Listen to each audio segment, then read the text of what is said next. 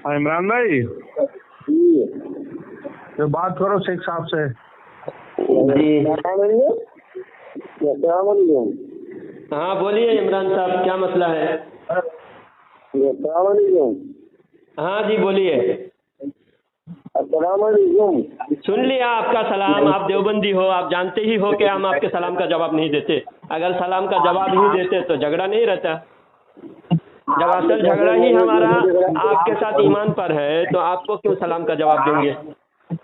आपने कैसे कह दिया कि आप मैं देवबंदी हूँ? मेरे जिस भाई ने फोन किया, इस भाई ने बताया कि आप हाँ देवबंदी मैंने हो। बताया आप देवबंदी, मैंने बताया। नहीं मैं तो देवबंदी हुई नहीं। और यार भाई ने गलत बताया। मैं देवबंदी हुई नहीं, मैं तो रामपुरी हूँ, बिजनौरी हूँ। रामपुर में मैं पैदा हुआ, बिजनौर जिला में अच्छा पैदा ठीक है हुआ। ठीक है, समझ गया। आप जो मैं बोलता हूँ देवबंदी जो कहा जाता है यह जगह के एतबार से नहीं कहा जाता है। मैं और नहीं, आप बीच में बात ना करें। बीच में आप पीलीभीत वाले भाई, आप बिल्कुल बात ना करें, क्योंकि बीच में आप बात करेंगे तो डिस्टर्ब होगा। फिर आखिर तक आपका काम था इनसे हमारा मुलाकात करा देना। अब हम दोनों बात करेंगे, आप सुनते रहिए, ठीक है? इमरान साहब जी आपने कहा कि आप बिजनौरी हैं।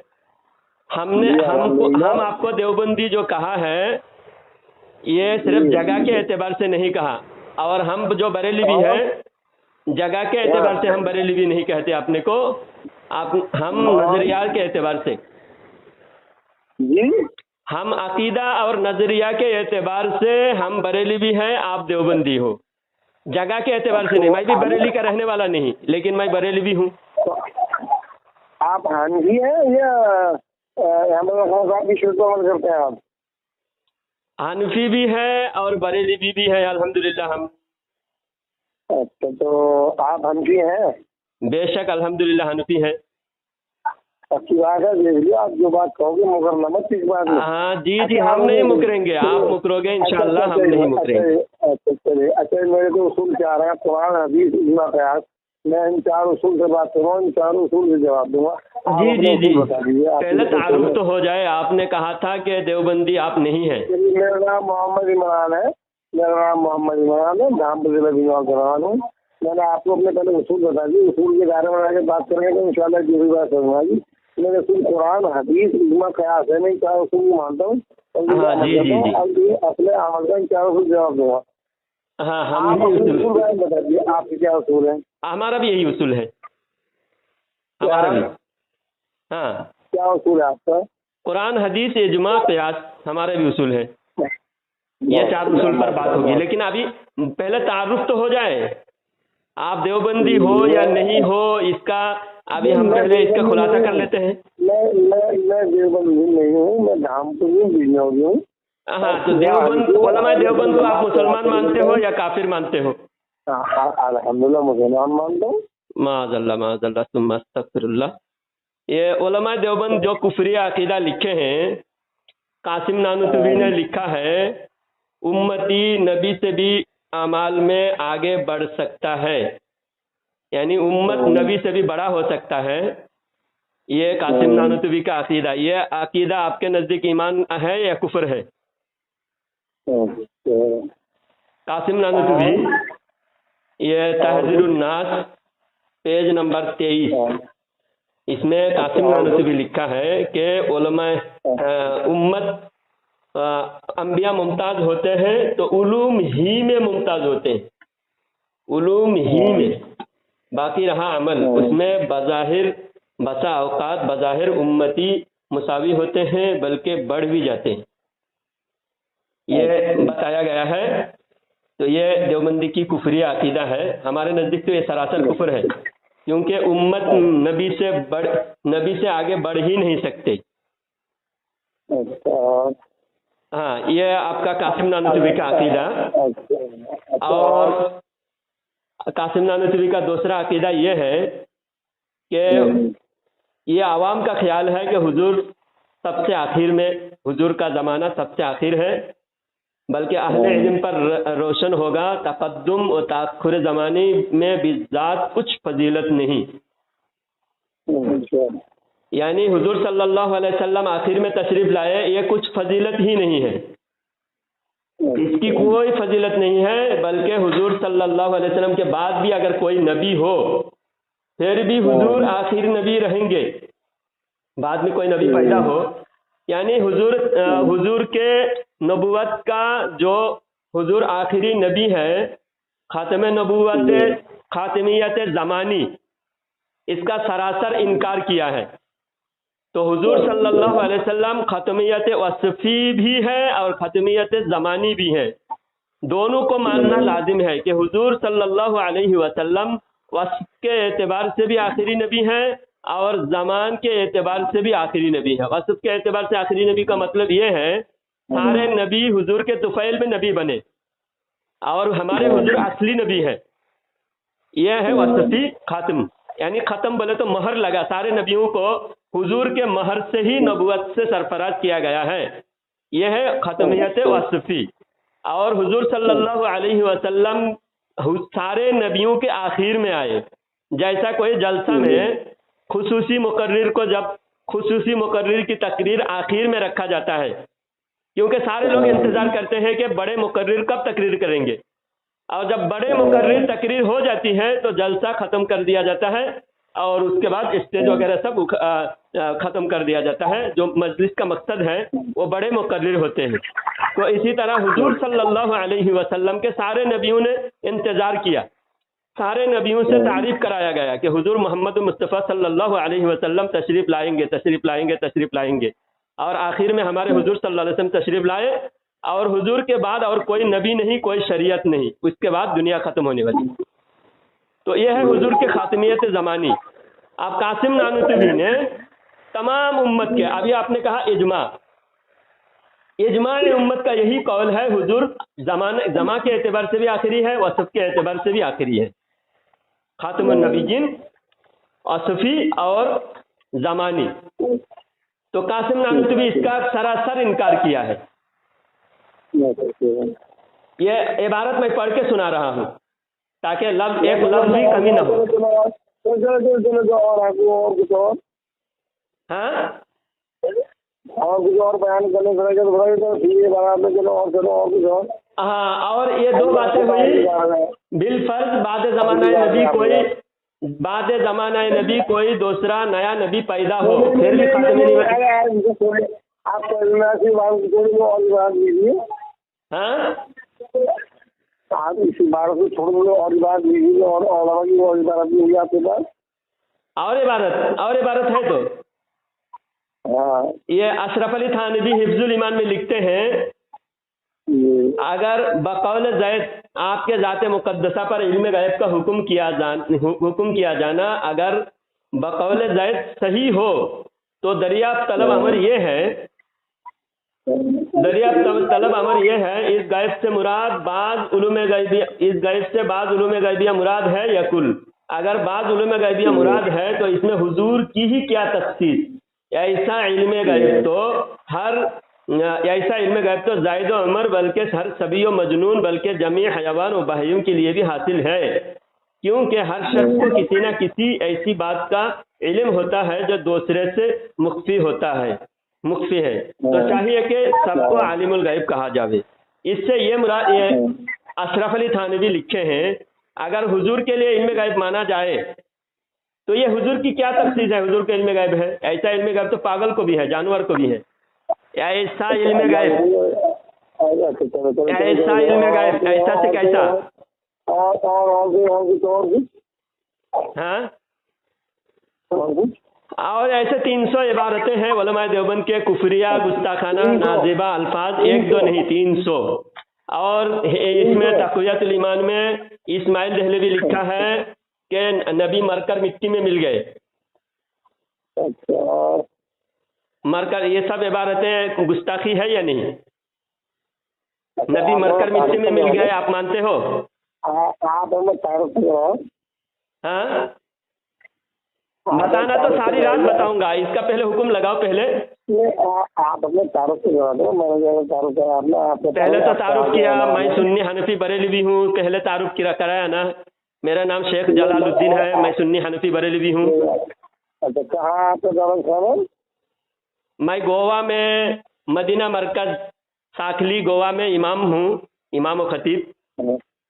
अच्छा, आप इमाम हैं आप? हाँ अल्हम्दुलिल्लाह।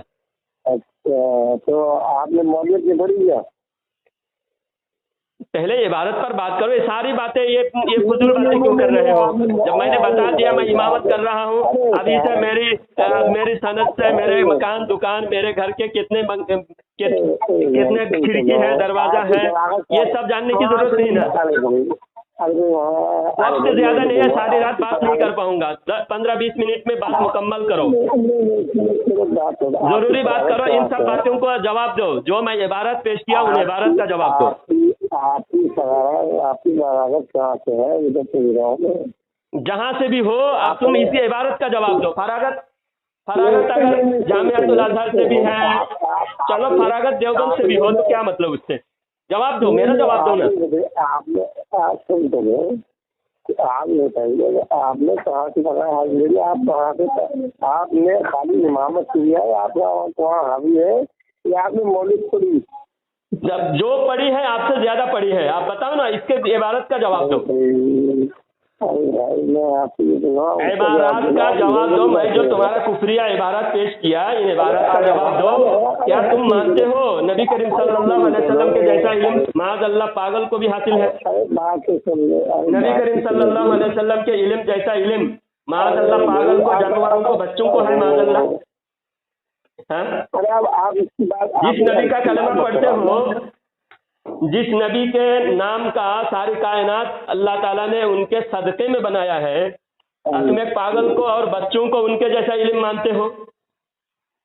अरे भाई, मैं आपसे बोल रहा हूँ, आप मुझे बताइए, आपकी उलमा देवबंद अगर मुसलमान है तो दुनिया में तो कोई काफिर नहीं होगा। दुनिया में अगर कोई काफिर है तो सबसे पहले काफिरों की लिस्ट में उलमा देवबंद का नाम होना चाहिए। काफिरों के लिस्ट में अगर पहला नाम लिखा जाए कि दुनिया में कितने काफिर है, उसका लिस्ट बनाया जाए तो सबसे पहला नाम देवबंद के उलमा का होना चाहिए। इतने बड़े काफिर है, इतना खुला काफिर है, उसके बाद भी तुमको देवबंद के उलमा मुसलमान नजर आ रहा है। फिर कहते हो कि तुम देवबंदी नहीं हो, तुम सहारनपुरी बिजनूरी हो, तुम मुजफ्फरनगरी हो। देवबंदी, मैंने देवबंदी कहा जगह के एतबार से नहीं कहा। मैं गोवा में रहता हूँ लेकिन मैं बरेली भी हूँ। बरेली का रहने वाला होना जरूरी नहीं है। बरेली एक नजरियात को कहते हैं, बरेली भी एक नजरियात का नाम है और देवबंदी एक नजरियात का नाम है। आपने बात मुझे पहले बता दी, मैंने आपकी बात सुन ली। मैं सुनो, तकरीबन 7-8 साल पहले एक मौलवी मुफ्ती पीर जुल्फिकार अली नक्शबंदी, जो देवबंद का बहुत बड़ा पीर है, पाकिस्तान से आया था, पाकिस्तान से देवबंद आया था। मैं किताब खरीदने के लिए देवबंद गया था, किताबों का कारोबार था मेरा, तो किताब खरीदने के लिए देवबंद गया था। तो उस दिन मुझे पता चला कि जुल्फिकार अली नक्शबंदी आने वाले हैं। तो मैं देवबंद में मस्जिद रशीदिया में।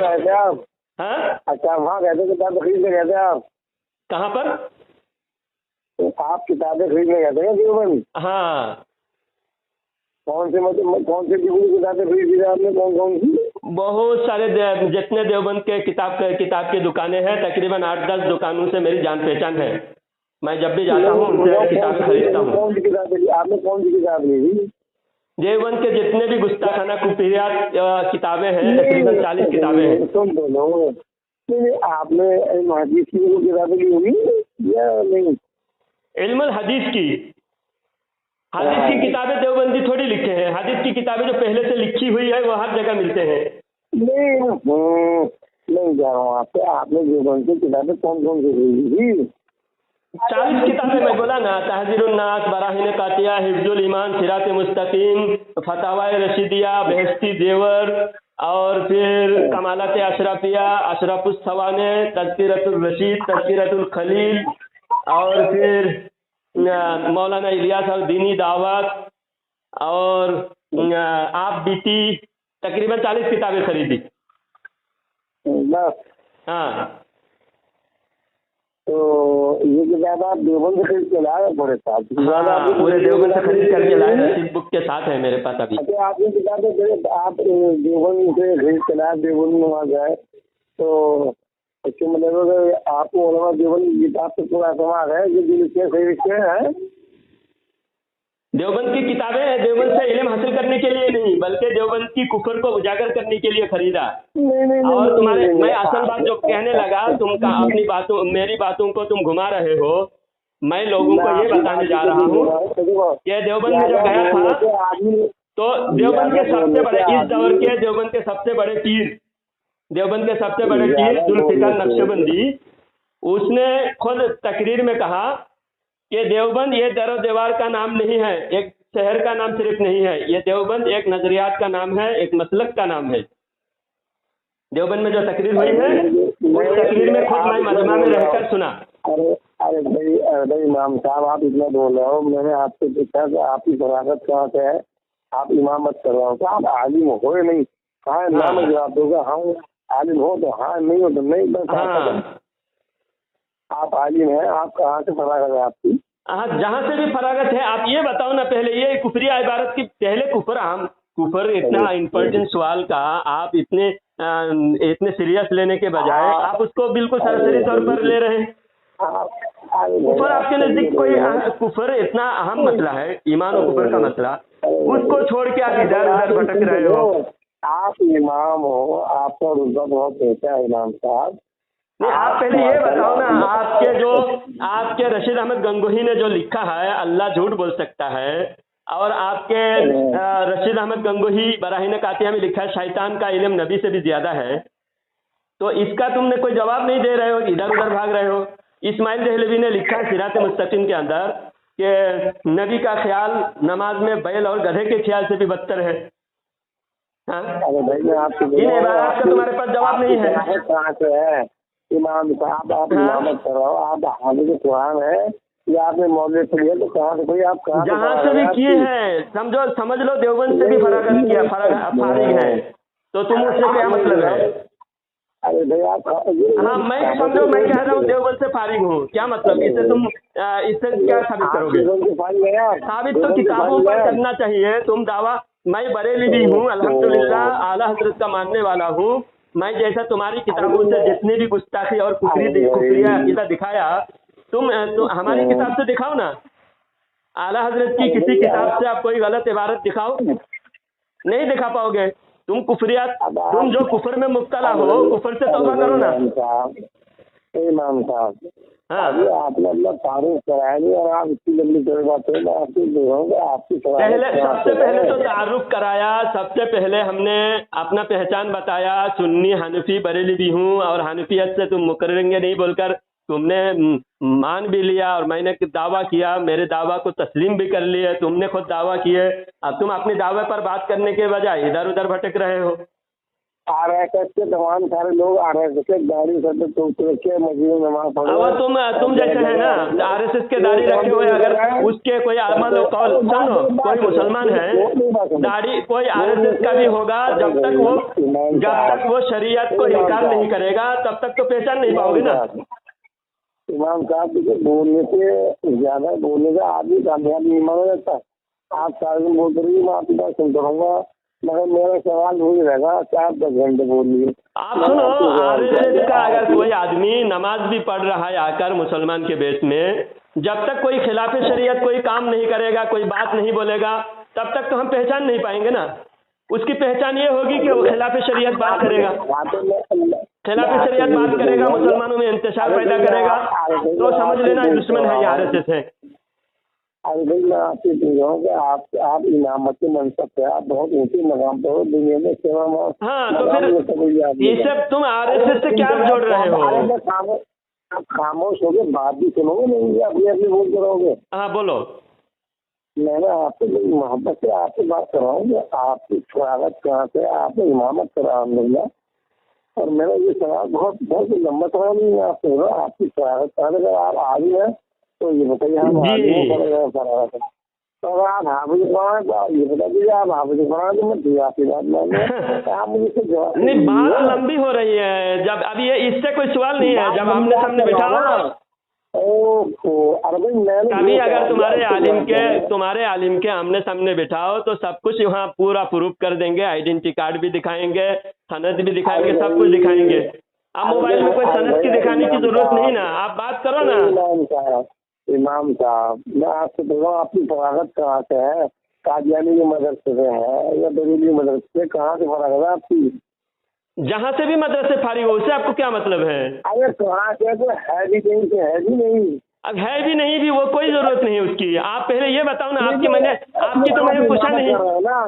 अरे भाई आप हो सकता है आप कादियानी हो, आप इमामत करो, आपने मौके पे हाँ, तो फिर आप उसका सबूत लो ना। आप बोलो ना, कादियानी की तरह आपका अकीदा है क्या? मैं इनकार करूंगा तो बात तो खत्म हो गई। मैं खत्म नबूवत को मानता हूँ, मिर्जा गुलाम अहमद कादियानी को मैं काफिर मानता हूँ, काफिर वाजिबुल कत्ल मुर्तद मानता हूँ मिर्जा कादियानी को। मिर्जा कादियानी को मुर्तद मानता हूँ, काफिर मानता हूँ, जहन्नमी और दज्जाल मानता हूँ। अब मैं कादियानी नहीं रहा ना फिर। अब इसी तरह आप देवबंदी हो, आप देवबंदियत को इसी तरह अगर इनकार कर दो, फिर मैं आपको नहीं कहूँगा कि देवबंदी हो। हाँ, आला हज़रत अहमद मिर्जा गुलाम कादियानी का लिखा, मिर्जा गुलाम अहमद कादियानी का भाई था मिर्जा गुलाम अहमद बेग, उसका बड़ा भाई था जो आला हज़रत का उस्ताद था। माज़अल्लाह अस्तगफिरुल्लाह। देवबंद इतने बड़े झूठे हैं, उलमाए देवबंद से बड़ा झूठा दुनिया में कोई नहीं है। सामिईन हजरात, ये देखिए देवबंदी का झूठ। आला हजरत के उस्ताद थे मिर्जा कादिर बेग। मिर्जा कादिर बेग एक मिर्जा है उनका नाम। मिर्जा का ये नहीं कि मिर्जा गुलाम अहमद कादियानी का कोई रिश्तेदार हो तभी मिर्जा हो। मिर्जा एक खानदान का नाम होता है। सुनिए, एक बिरादरी कबीला का नाम है मिर्जा। और मैं इसका एक्सपोज पहले कर लूं, बीच में बात ना करो, सुनो पूरा। तुम्हारा दावा का पहले एक्सपोज कर दूं, पहले तुम्हारा दावा का मैं एक्सपोज पोल खोलूं मैं। सुनिए, खुद मिर्जा कादियानी के किताब में भी लिखा हुआ है, मिर्जा का कोई भाई मिर्जा कादिर बेग नाम का कोई भाई नहीं था। मिर्जा कादियानी के कोई भाई मिर्जा कादिर बेग के नाम से नहीं था। हाँ, आला हजरत के उस्ताद जरूर मिर्जा कादिर बेग है। हाँ, मिर्जा कादिर बेग आला हजरत का उस्ताद जरूर है, लेकिन उस कादियानी के भाई से कोई लेना देना नहीं है। और कादियानी का भाई मिर्जा कादिर बेग नाम से भी कोई उसका भाई नहीं था। और दूसरा, अगर भाई भी हो तो अकीदा से अगर मिर्जा कादियानी के खत्म नबूवत बिलफर्ज अगर भाई किसी का हो, मिर्जा कादियानी का भाई अगर मिर्जा कादियानी को मुसलमान माना या उसकी झूठी नबूवत को तस्लीम किया है, तब वो काफिर होगा। और अगर मिर्जा कादियानी का कोई भाई था और उस भाई ने अगर मिर्जा कादियानी को खुद रिजेक्ट कर दिया, उसकी नबूवत को, उसकी झूठी नबूवत को नहीं माना, तो फिर वो मुसलमान रहेगा, उससे तालीम हासिल करने में भी कोई कबाहत नहीं होगी। अब ये साबित नहीं कर, झूठी दावा, एक सिर्फ मिर्जा नाम देखकर इन लोगों ने झूठा प्रोपेगेंडा फैलाया कि मिर्जा कादिर बेग मिर्जा कादियानी का भाई था। ये हिंदुस्तान में कौन हाँ, आला हजरत हिंदुस्तान के हैं या हिंदुस्तान के बाहर से आए हुए हैं? आला हजरत बरेली शरीफ के हैं। नहीं, आला हजरत के बाप दादा ये हिंदुस्तानी है कि बाहर मुल्क से आए हुए हैं? आला हजरत के परदादा नवाब सईदुल्लाह कंदहार अफगानिस्तान से तशरीफ लाए थे। क्या नाम? क्या? कंदहार शरीफ अफगानिस्तान से इंडिया में आए थे। अरे मैं जल्दी तो कह रहा हूँ, आपके आला हजरत के जो दादा आला हजरत नकी अली का नाम, दादा नाम था रज़ी और परदादा नाम काजिम अली। काजिम अली कहाँ से आते? रज़ी काजिम अली कहाँ से आए थे? अफगानिस्तान से आए थे। अफगानिस्तान से। तो मैं जो हिंदुस्तानी थे, हिंदुस्तान के बाहर भी मुल्क से आए थे? तो बाहर से जब 200-300 साल पहले आए थे तो जब इंडियन नेशनलिटी मिल गई उनको तो इंडियन हो गए ना। मैंने आपसे जो पूछा उसका जवाब दो। आप बहको मत, घबराओ मत। घबरा कौन रहे हैं? तुम तो इधर उधर की बातें, ईमान और कुफर की बात हो रही थी, तुम उसका बात ही नहीं कर रहे, तुम सिर्फ इधर उधर की बात। तुम तो सही भाई, आला हजरत के बाप दादा हिंदुस्तान में थे, किसी और मुल्क से आए थे? आप पहले ये बताओ ना। तो बता दिया ना, इंडिया के बाहर से आए थे। इंडिया बाहर कहाँ से आए थे? अफगानिस्तान से आए थे। अफगानिस्तान तो इंडिया में, इंडिया का हिस्सा था भाई। हाँ, तो बाद में जब इंडिया से अलग हो गया तब समझो इंडिया के बाहर का आया हुआ है। अरे वो तो हिंदुस्तान का हिस्सा है। हाँ, ठीक है, इंडिया का ही थे। अरे भाई मैं ये तो पूछ रहा हूँ कि वो हिंदुस्तानी थे, किसी और मुल्क से आए थे? पहले ये बताओ ना। हाँ, इंडियन ही थे। चलो, इंडियन ही थे। इंडियन ही थे। हाँ, मतलब इस्लाम से चलवा दो, किसी मुफ्ती बड़े मुफ्ती की बात चलवा दो, वो इंडियन थे, उनके बाप दादा, मैं आपको गुलाम बन जाऊंगा। क्या मतलब? मैं आपका गुलाम बन जाऊंगा। कोई जरूरी आदमी बड़ा ये करे कि आला हजरत इंडियन थे, उनके बाप दादा इंडियन थे। तो कोई इंडिया के बाहर के कहते हैं क्या? आला हजरत के बाप भी इंडियन थे, आला हजरत के दादा भी इंडियन थे। उससे पहले जब अफगानिस्तान से आए थे ये हिंदुस्तान में ब्राह्मण लोग है ना, ब्राह्मण। हाँ, ये क्या 500 साल रहे या 2000 साल पहले हिंदुस्तान में ब्राह्मण यहूदी की नस्ल के हैं। ये राम गवा के यहूदी आए हुए हैं और ये यहूदी है और यहूदी से ब्राह्मण बन गए। हाँ, तो ये यहूदी चलावे, ये ब्राह्मण से अपना आप हिंदुस्तानी चलाए, मगर ये हिंदुस्तानी नहीं है। हाँ, ये यहूदी है। यहूदी ईरान से, इराक से आए, वो काबुल से आए, ये सब यहूदी है। तो ऐसे ये यहूदी चलावे या वहाँ पे छुपाते हैं। मैं इसलिए तो पूछ रहा हूँ कि आप ओलामा देवबंदी ऑपरेशन बाद में करना, पहले आप ये बताइए कि आला हजरत के बाप दादा कहाँ के थे, कहाँ से आए थे और उनका शजर किससे मिलता है, तो कौन सी जो फिरका है उसके शिया में कौन से चीज़ से इनका ताल्लुक था। तो क्या था क्या नहीं था? आप कोई एक देखो, हजरत उमर रजी अल्लाह ताला अन्हु ने इस्लाम कबूल किया। आप तुम जब इस्लाम कोई इस्लाम कबूल करे और उसको तुम बाप दादा खोदोगे क्या?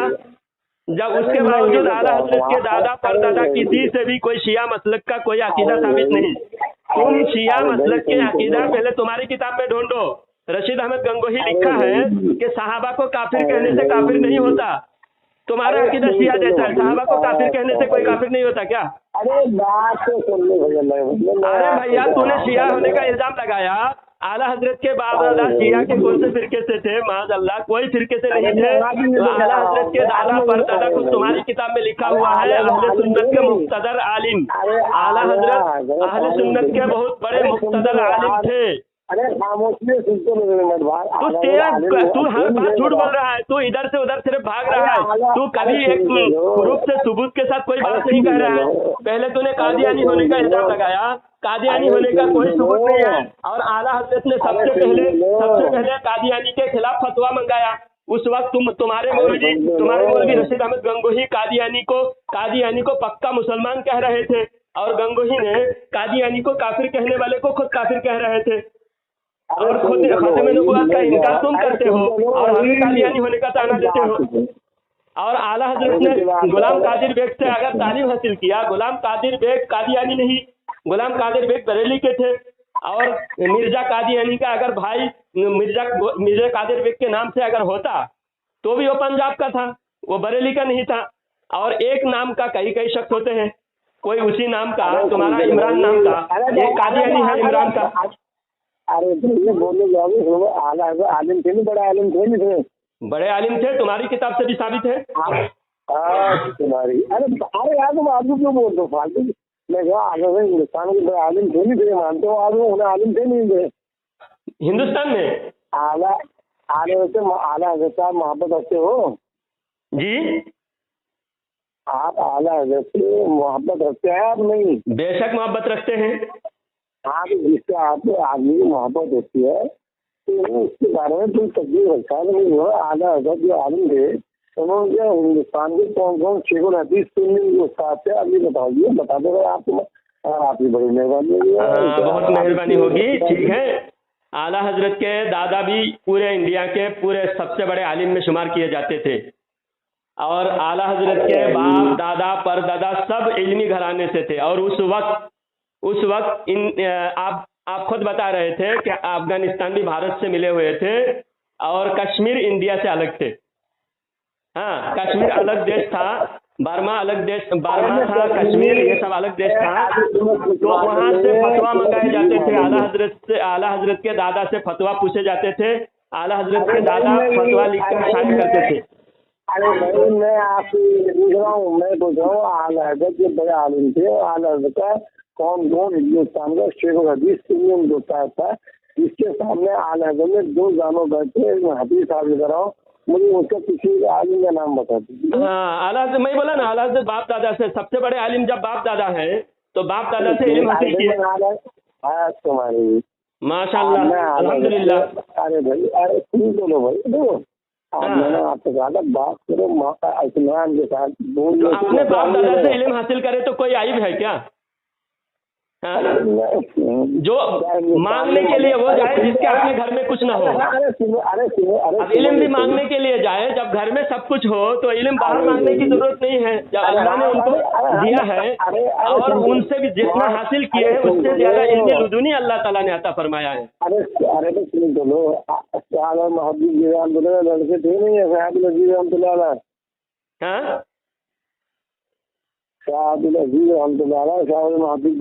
साहबजादे थे। साहबजादे कौन थे? साहबजादे उनके कितने उस्ताद थे? शोभल कादिर जिलानी रामदुलाल कितने उस्ताद थे? कितने उस्ताद थे हाफिज वगैरह? अब्दुल कादिर जिलानी रहमतुल्लाह अलैह। हाँ, हो हजारों उस्ताद हो सकते हैं। इमाम बुखारी के भी कई सौ उस्ताद थे। हाँ, अरे यार तुम मान लो समझ गया कि 2 सवाल वो आगे मैं कह रहा हूँ कि अब्दुल कादिर जिलानी रहमतुल्लाह के भी कई उस्ताद थे, 40 उस्ताद हासिल करा। हाँ, क्या आला हिंदुस्तान में जब आला हजरत का इल्म का दौर था, क्या हिंदुस्तान में शेख हदीस देखे गया?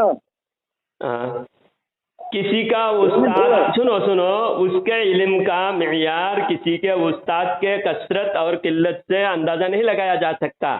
और उसमें कोई किसी का उस्ताद ज्यादा हो तो वो कोई बड़ी बात सुन, बात बीच में तूने बात किया, तेरी बात हो गई, दूसरे फालतू बातों में वक्त गुजार रहा है, फालतू बातों में तुम वक्त गुजार रहे हो।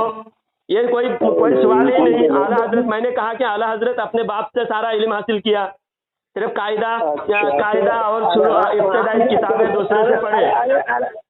मकतब के हाफिज जी कारी साहब से सिर्फ कायदा, अम्मा पारा और दीगर किताबें नाजरा कुरान शरीफ दूसरे उस्ताद से पढ़े। बाकी दरसियात की तमाम किताबें दरस निजामी के हदीस तफसीर सब अपने बाप दादा से पढ़े। अरे चलो अच्छी तरह चलो, मैं आपकी बात मानता हूँ, उनके बाप दादा मान लिया ना तुमने, बात खत्म करो फिर। अरे सुन तो लो यार, उनके बाप दादा ने यहाँ पर मदरसा कायम किया था क्या उस वक्त? हाँ बेशक, आज भी मौजूद है बरेली शरीफ में। कहाँ? आज भी मंजर इस्लाम कितने साल पुराने मदरसा मालूम? और उसके बाद आला हजरत के बाप के भी मदरसा मौजूद है। मंजर इस्लाम, मजहर इस्लाम और दीगर 3 और बहुत सारे पुराने मदरसा है। और आला हजरत के बाप खुद अपने घर में मदरसा चलाते थे, दूर दराज से लोग आकर हदीस तफसीर उनके पास पढ़ते थे। मैं आपकी पूछ रहा हूँ, आप इसकी कोई बात नहीं, सनद के साथ हिंदुस्तान की किसी मोतबर आलिम की सनद के साथ ये बात बता सकते हो आप? सनद तुम्हारे मौलवी खुद किताब में अनवर शाह कश्मीरी लिखते हैं कि आला हजरत इस दौर के अबू हनीफा थे, फिर और कौन सी सनद की जरूरत है? तुम्हारे अनवर शाह, जब तुम्हारे देवबंद के अनवर शाह सैकुल हदीस देवबंद के उलमा को सनद देके भेज देते हैं, किसी को भी अबू हनीफा कहा, लेकिन आला हजरत को इस दौर के अबू हनीफा कहा। आप बताओ, सबसे बड़ा सनद तो तुम्हारे मौलवी ने दिए हैं आला हजरत को। आप बताओ, इतने बड़े आलिम तुम्हारे उलमा मान रहे हैं, तुम आला हजरत के इल्म पर बात करते हो? मैं नहीं बता रहा हूँ, जब अब इल्म पर बात कर रहे हैं तुम्हारी कुफरी अकीदा पर। तुम्हारी अगर हिम्मत होती, तुम्हारी जुर्रियत में अगर दम होती, हिम्मत होती तुम्हारी, तो आला हजरत के एक भी गलत अकीदा साबित करते नहीं कर पाओगे। पता है तुम सिर्फ फालतू वक्त गुजारा, बहुतान तुमने लगाया, शिया घराने से बताए तुमने, एक भी अकीदा शिया का साबित नहीं कर पाओगे, एक भी शिया का अकीदा साबित नहीं कर पाओगे, बल्कि शियाओं का रद्द तुम्हारे देवबंदियों से ज्यादा आला हजरत ने किया। आला हजरत ने शियाओं के रद्द में जितनी किताबें लिखी तुम्हारे सारे देवबंदियों ने नहीं लिखे। कादियानी के रद्द में आला हजरत ने जितनी किताबें लिखी तुम्हारे सारे अकाबरीन मिलकर कादियानी के रद्द में उतनी किताबें नहीं लिखे। और तुम्हारे कादियानी का अकीदा, तुम्हारे कादियानी से बदतर अकीदा तुम्हारा है, शियाओं से बदतर अकीदा तुम्हारा है। उसके बावजूद तुम हमारे ऊपर उंगली उठा रहे हो, शर्म नहीं आती तुमको? बेशरम कहीं का। क्यों तुम शिया होने का जो बुहतान लगाए है, तुमने एक अकीदा साबित करो कि आला हजरत के बाप दादा का कोई एक अकीदा शिया जैसा हो, बताओ। चलो दिखा दो, मैं तौबा करूंगा। तुम दिखा दो, एक अकीदा शिया के जैसा दिखा दो, मुंह मांगा इनाम दूंगा मैं। उस अकीदा से तौबा करूंगा। एक भी शिया की अकीदा हमारे अंदर दिखा दो, हम उस अकीदा से फौरन तौबा कर लेते हैं। तुम्हारा अकीदा मैं बताता हूँ, तुम तौबा करो। चलो आखिरी 2 मिनट में फाइनल कर देते हैं। चलो हमारा कोई शिया के जैसा अकीदा दिखा दो, हम तौबा करते हैं। तुम्हारा शिया के जैसा अकीदा दिखा दो, तुम तौबा करो। चलो बात खत्म करते हैं। कहानियां बोलते रहोगे, रात भर वक्त गुजर जाएगी। अब तुम बताओ हमारा। अभी मैं और कोई टॉपिक पे बात नहीं करूंगा। अभी मुझे शिया का कोई एक अकीदा बता दो जो हमारे किताबों में, हमारे अकायद में मौजूद हो। मैं आपको बता दूं, मरने का देते हो नहीं, शिया का कोई अकीदा बता दो कि ये शिया की किताब में भी है, तुम्हारी किताब में भी है। बता रहा हूँ, मैं खड़े ना बता रहा हूँ। नहीं वो कि मैं शिया, तुमने शिया होने का इल्जाम लगाया पहले, मैं एक शिया का अकीदा बता दो। अच्छा, औलिया नाम खबरों जिंदा है? हाँ औलिया नाम अपने खबरों में जिंदा है? हाँ जिंदा है। अगर कुरान की कोई आयत हदीस पेश करो, अल्लाह का तुमने कौन, क्या अल्लाह का कौन था पेश करो, तो औलिया नाम के खबरों में जिंदा है। तुम पहले शिया का, तुम उधर क्यों भाग रहे हो? तुम पहले शिया का अकीदा साबित करो। अभी साबित कर दो, तुम्हारा अकीदा शिया का अकीदा है नहीं है। अच्छा, तो औलिया किराम कब्र में जिंदा है, ये शिया का अकीदा है, ये शिया का अकीदा है, ये शिया का अकीदा है। तो फिर तुम्हारे अशरफ अली थानवी को शिया है, क्योंकि उसने कहा कि अल्लाह वाले मरते नहीं, अल्लाह के वली मरते नहीं, जगह बदलते हैं, जगह बदलते हैं। तो अल्लाह वाले मरते नहीं। तुम्हारे अशरफ अली थानवी सबसे पहले शिया हो जाएंगे, तुम्हारे कासिम नानवी भी सबसे पहले शिया हो जाएंगे, हाजी इमदादुल्लाह मुहाजिर मक्की और मौलवी जकारिया पहले शिया हो जाएंगे, क्योंकि मौलवी जकारिया खुद फजाइल अमल में लिखे हैं।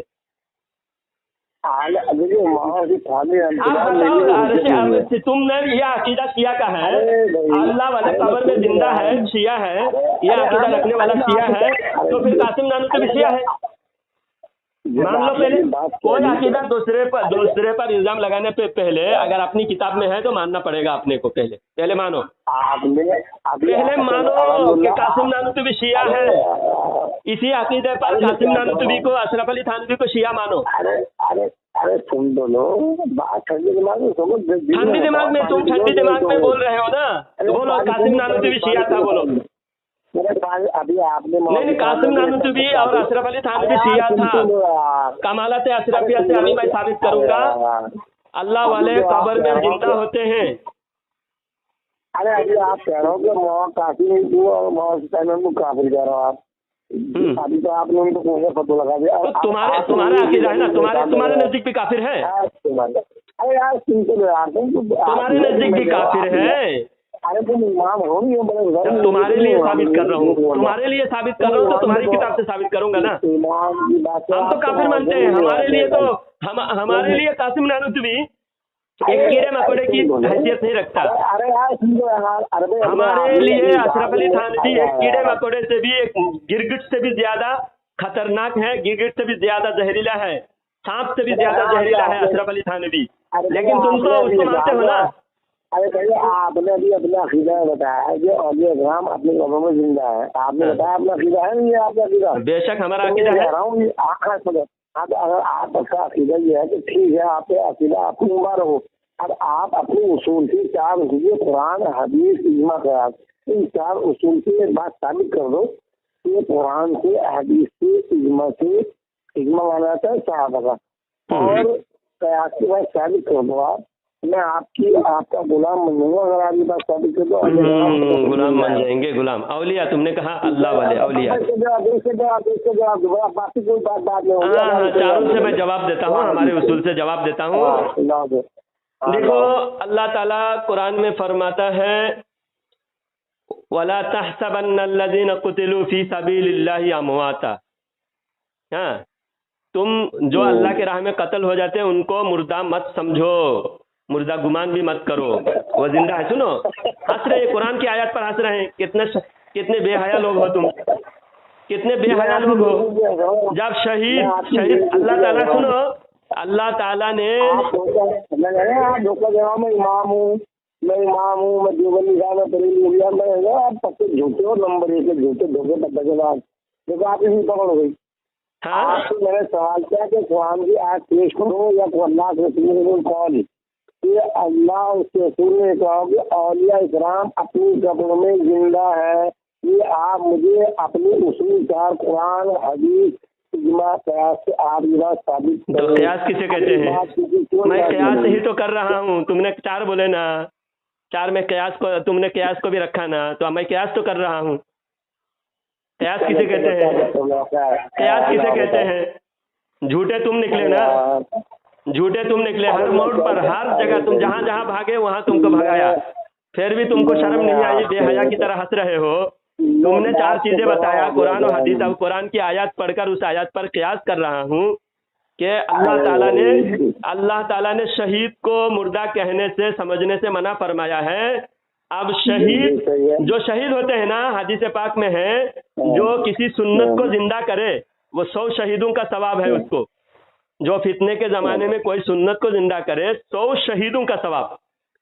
अब 100 शहीद से बड़ा एक सुन्नत को जिंदा करने वाले, अल्लाह वाले सुन्नत को जिंदा करके दुनिया से गए हैं, तो वो शहीद से भी ज्यादा रुतबा वाले हैं जो किसी सुन्नत को जिंदा करते हुए। अब सरकार गौसे पाक रज़ी अल्लाह तआला अन्हु अब मैदान जंग में शहीद नहीं हुए, जाहिरी तौर पर मैदान जंग में शहीद नहीं हुए, लेकिन शहीदों के तमाम औलिया अल्लाह के उस्ताद, वलियों के सरदार है पीराने पीर गौसे पाक रज़ी अल्लाह तआला अन्हु।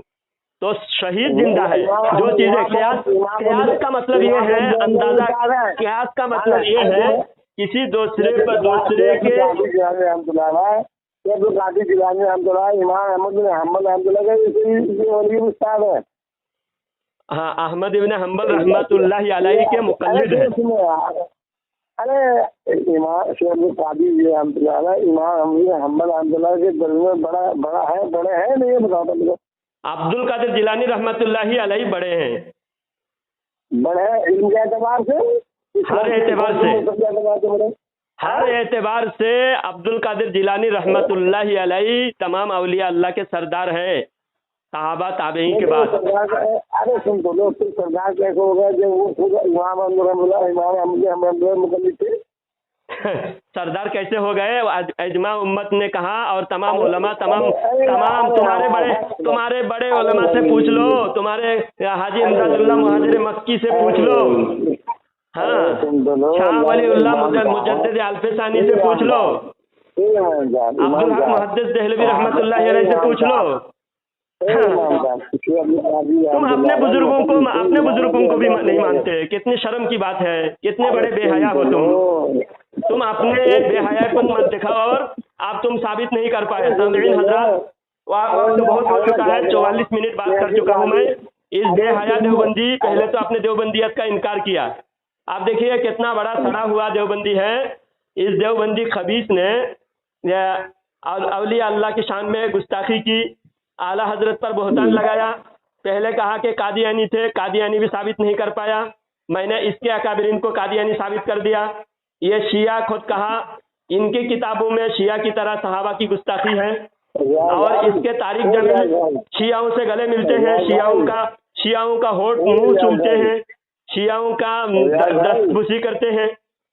इसके तारीख जमील खुद शियाओं का दलाल है, और आला हजरत के ऊपर जो भी बोहतान लगा, हर एक बोहतान झूठा साबित किया। सामीन हजरात, आप देख लीजिए, इसने खुद कहा है कि आला हजरत का उस्ताद कादियानी थे, माज़अल्लाह। आला हजरत के उस्ताद बरेली शरीफ के रहने वाले थे, पंजाब का रहने वाला नहीं था। मिर्जा कादियानी पंजाब का था और मिर्जा कादियानी का भाई कोई मिर्जा कादिर बेग नाम का नहीं था।